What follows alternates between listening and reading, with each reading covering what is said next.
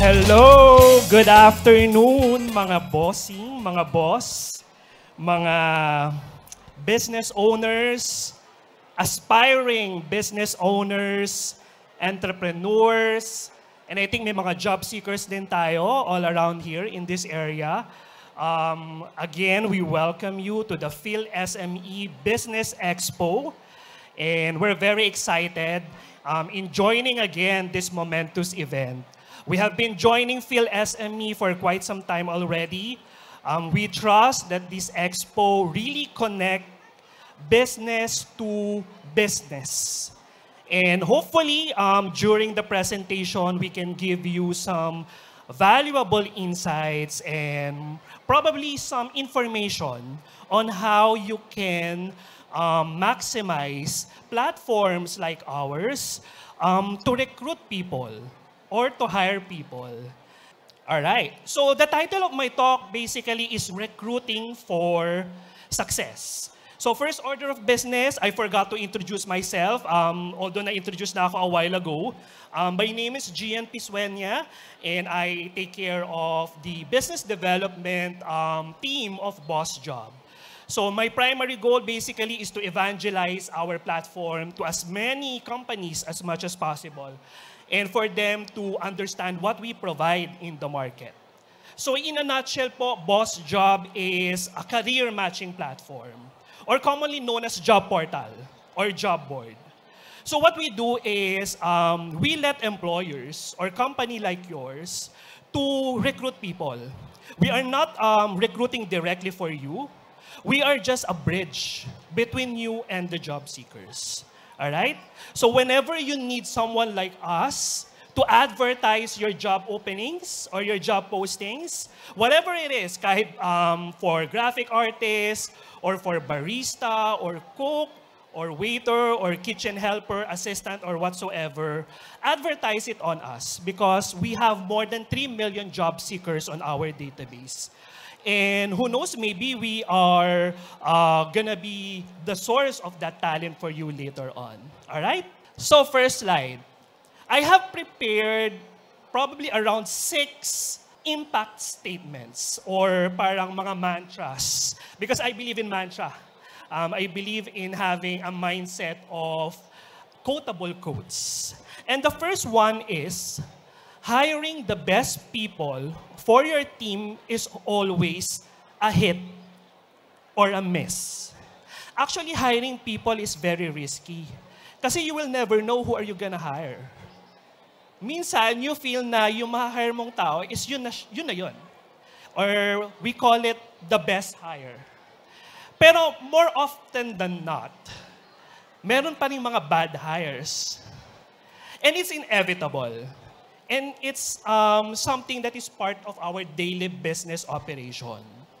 So what I always say to our clients, whenever they experience what we call the bad hires, is that it's never really your fault at all because you cannot control everything. And sometimes they overthink, meron ba akong natanong na mali during the interview process? Or baka hindi ko siya nabigyan ng sufficient information about our company kaya siya nag-resign agad. I always say na just take it with a grain of salt because bad things happen. And all you have to do is to pivot and reassess kung ano yung kailangan nating i-improve sa hiring process natin. So hiring is not perfect and it's always better to make mistake and use that mistake in order for you to improve your hiring process later on. All right? Next impact statement is, finding the right one is always going to be an uphill battle. Very related just sa first slide. Kasi ang mindset ng mga bossing or ng mga business owner is that hanap tayo ng perfect candidate. Hanap tayo ng the right one. Yung someone who has the perfect resume. Or someone na merong extensive and very parang excellent track record or educational background. And sometimes naghahanap sila ng perfect candidate pero yung salary information is napakababa. And Ang paghahanap po ng right or excellent candidate is very idealistic. And I hope yung mga bossing would take some time to rethink na okay lang mag-hire ng imperfect candidate because there's always a room for improvement. Meron pa tayong kailangang gawin to make sure na yung mga i-hire natin will grow and improve. So instead of looking for that perfect candidate or the right one, why not think of hanap kaya ako ng someone that I can mentor or that I can coach or someone that I can teach at maging katulad ko. And I think that's the right mindset rather than looking for the idealistic candidate. All right? Are you still with me? Kaya pa? All right, perfect. Third slide. Retaining the right one is another story, and managers find it hard to keep the best talent. This one naman talks about retention. How do you keep that perfect candidate loyal to your company?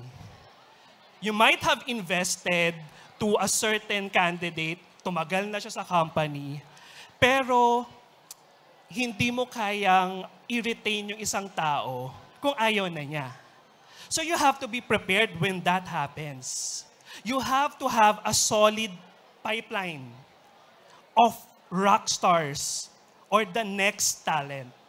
You have to think in such a way na in the future, this person that I am grooming or I am coaching will find better opportunities somewhere else. So you have to prepare for that worst case scenario. And while he or she is with your company, make sure that he or she is happy. Make sure that he or she feels validated, acknowledged. And he feels that this is something that he or she can work for a long run. All right? I think this is the fourth one. And this is my favorite because it's very aligned to our product. And I say, social media may be the king of hiring right now, but job board is not dead. Siguro, mga bossing kayo, mga boss, you are using Facebook right now when it comes to hiring people. Siguro you constantly post job in Facebook groups or in your Facebook post, and there's nothing wrong with that. But there are certain caveats when it comes to posting your job advertisements in social media. And job board remains to be the perfect choice for you. And later on, during the walkthrough of our product walkthrough, we will be able to share or shed some light as to why job board remains to be a viable or valuable tool when it comes to hiring. Job board po is not old school. It remains to be the most quality source of candidates. Why? Because people spend time completing their resume and profile in the job board. In Facebook, I hate to call it nuisance applicant or yung mga mema applyan lang. And that is your number one enemy. You might be receiving hundreds of chats from Facebook Messenger when you posted an ad. Pero at the end of the day, when you sift through all your CVs, you will realize, sinayang ko lang yung oras ko. I haven't really gotten that someone that I would like to interview. And job board remains to be the perfect tool for someone who is looking for quality over quantity. So today, I'd like you to reconsider advertising or posting your job openings in job board because after all, this is what we are born to do, to provide you with the best talents out there using our platform. All right? Next slide. It always pays to cast a wide fishing net when it comes to hiring. Ito naman po, medyo contrary sa sinabi ko na gamamit lang po tayo ng job portal. No, I do not advocate to use just one sourcing channel. or hiring tools. As much as possible, I encourage you to spread your wings, to spread your job advertisement to as many platforms as much as possible. Because you have to make sure that you catch the right people at the right place and at the right time. So post your ads in social media, post your ads in the job board, post your advertisement in the alumni websites of schools, pwede din. And later on, marami pa akong tools na isi-share. There are a lot of channels wherein you can propagate or publish your job openings. And I encourage you to use that para foolproof. Marami tayong backup plan. Alright? Next, I think this is the last one. When it comes to impact statement, it says talent acquisition is not recruitment. May misconception po kasi that whenever they hear the word talent acquisition, ito daw po is hiring or recruitment. When in fact, recruitment po is just one part of the talent acquisition. Meaning marami pa pong kailangang gawin under the talent acquisition department ng isang company.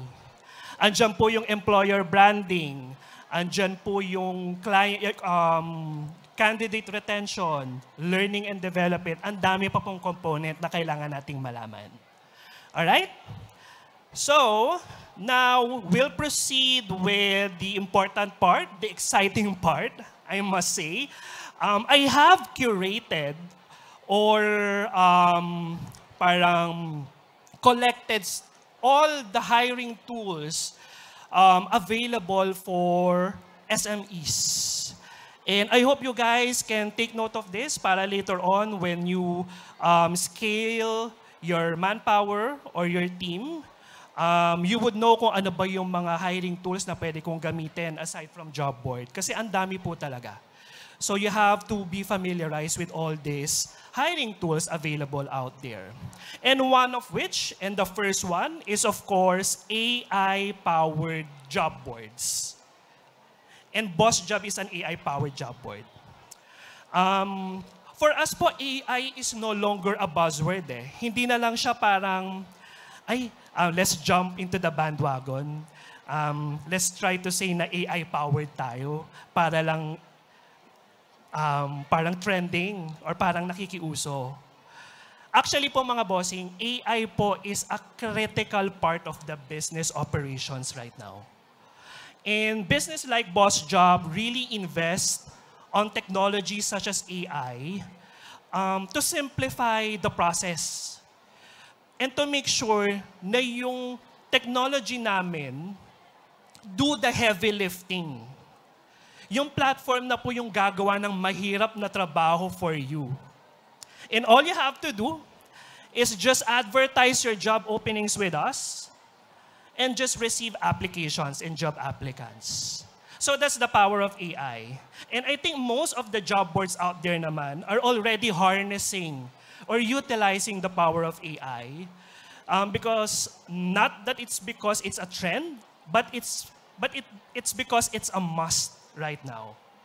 Because imagine niyo po, I mentioned a while ago, we have 3 million job seekers on our database. We need AI po to make sure na yung mga quality candidates lang po yung marireceive ninyo. And that's why you have to rely with tools like BOSSJOB that utilizes AI to simplify your life and to make your life more productive. Alright? Second, yan, cohesive and impactful employer branding. Siguro po not a lot of you know what an employer branding is. Probably narinig po natin siya before. Siguro in a nutshell, what I can say is that employer branding po is like marketing din, pero for your recruitment process. Meron po kasi tayong marketing for the brand or yung product natin. Pero kailangan din po natin i-market or i-brand yung recruitment process natin. Kasi ang mga job seeker po ngayon tumitingin na rin kung ano ba yung difference ng isang kumpanya sa ibang kumpanya. Nagninitpick na po sila, ay parang pare-pareho naman sila. What makes you different? So, kailangan nyo po mag-stand out din. Kailangan nyo pong mag-create ng isang employer branding strategy. Hindi po pwede na, ay, yung kalaban ko, ganito yung ginagawa niya. Probably, replicate ko na lang kasi probably that's what it works. I recommend you guys to come to think of it. These are some of the components under the employer branding. Number one is consistent messaging across channels. So kung meron kayong tagline about, for example, kung paano kayo mag-attract ng mga job seekers, be consistent. Huwag pa iba-iba. Like for example, English yung word natin sa Facebook, which is a disconnect kasi more on masa yung Facebook. Pero on other channels, iba din yung mga tagline natin. As much as possible, let's be consistent. And I actually have an example for this. I come across the employer branding profile of Move It. Are you familiar with Move It po? The competition of Angkas right now. I implore you to check out their career portal right now. And I personally find it superb and awesome.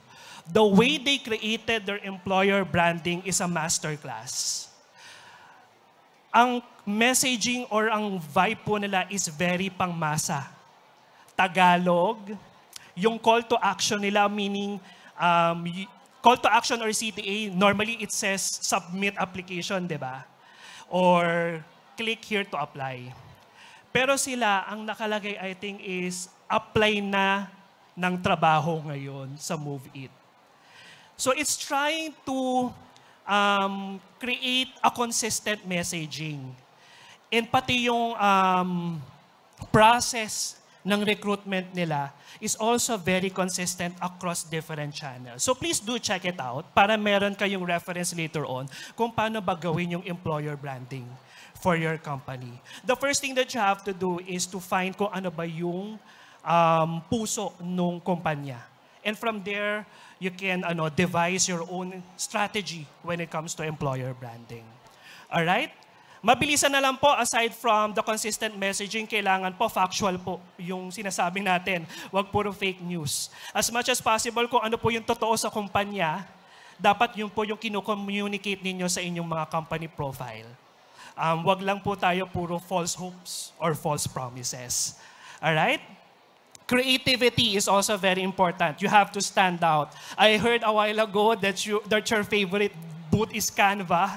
Canva is a very effective tool for you to create your PUB mats, your posters, or your company profile. But just in case you need a partner like BOSSJOB to create your employer branding and company profile, please reach out to us. We can help you. We are a consultant as well. We can help you create your branding or your company profile. And every step of the way will help you in terms of achieving your goal, which is to hire the best people. All right? And of course, compelling call to action. Kailangan for example, nagpo-post talaga kayo sa Facebook. I cannot stress the importance of it. Kailangan po meron po kayong instruction kung anong gagawin. Kasi ang mga tao po ngayon is medyo mabagal, mahina na pong attention span or yung reading comprehension. So, ang dami pong mga nagtatanong na how to apply. Or details, please. So, as much as possible, let's be clear kung ano ba yung gagawin nila para makapag-proceed sa application. Para ma-lessen na rin po yung time in terms of call to action. Alright? The third naman is employee referral program. So siguro applicable lang to kapag medyo solid na yung team natin, kapag medyo malaki-laki na yung business natin. But for a very small company, I don't think it would work. But eventually, when you have grown as from siguro MSME to from 100 to 999 employees, probably you might need an ERP na, or employee referral program. And most of the time, it works po. And historically, based on my, what do you call this, survey with employers, they would always say that employee referral program is one of their biggest contributor when it comes to hiring. And napakadali lang po niyang i-implement. All you have to do is to encourage your staff or your manpower to refer anyone as long as it's credible and as long as they are very confident na yung i-refer nila is very hardworking. And all you have to do is to pay them a certain incentive. So later on, please consider ERP as one of your hiring tools. All right? The fourth one, my favorite, career fair and networking events. Ito po talaga yung pinaka-large scale recruitment recruitment tools that you guys can consider. Pero I understand that yung mga new business owners, yung mga small companies cannot really invest on this. I actually have a tip for you. Maybe you can go to city halls or LGUs and you can go to PESO or the Public Employment Services Office. And the PESO office are very generous and hospitable enough to allow small companies to participate in career fairs and advertise your job openings. You don't need to invest on it. And it's also very effective because kung ang target ninyo are grassroots or yung mga barangay levels, they are the best person to talk to. But if you have a budget, kapag meron na tayong, what do you call this, pera to spend for career fair, why not? Because this is the easiest way to attract people to apply to your job postings. And the cost of joining career fairs are affordable naman. And in fact, we're having a career fair in July 13 to 14. Also here in the same venue in SMX, and it's entitled Merge. So I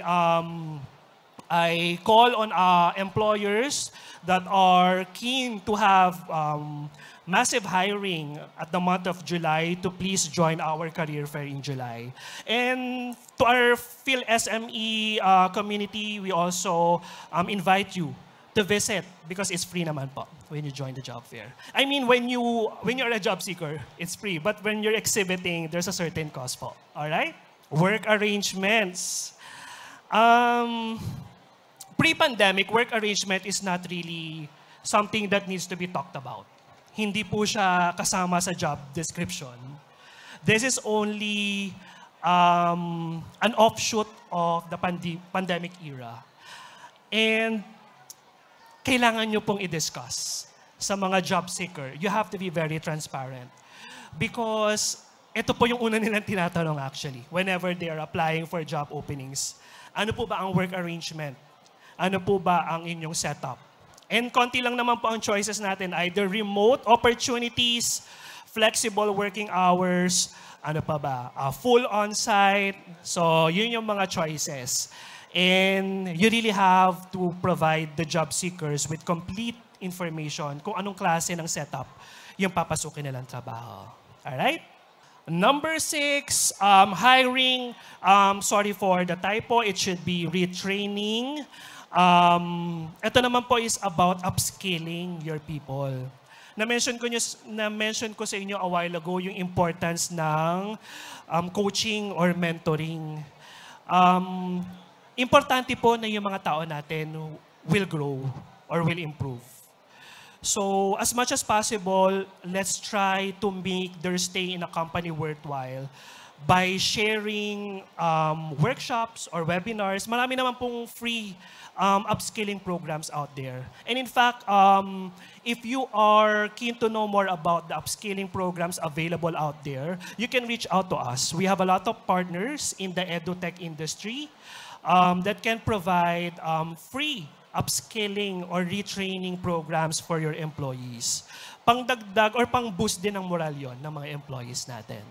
Number 7, growth opportunities. Ito po, we encourage that on your job advertisement or on your job posting, maglagay tayo ng information about growth opportunities. Ano po ba yung mga pwede nilang ma-achieve siguro in the next 2 or 3 years when they join the company? So magandang example or case study rin po na sa job description natin nakalagay na we promise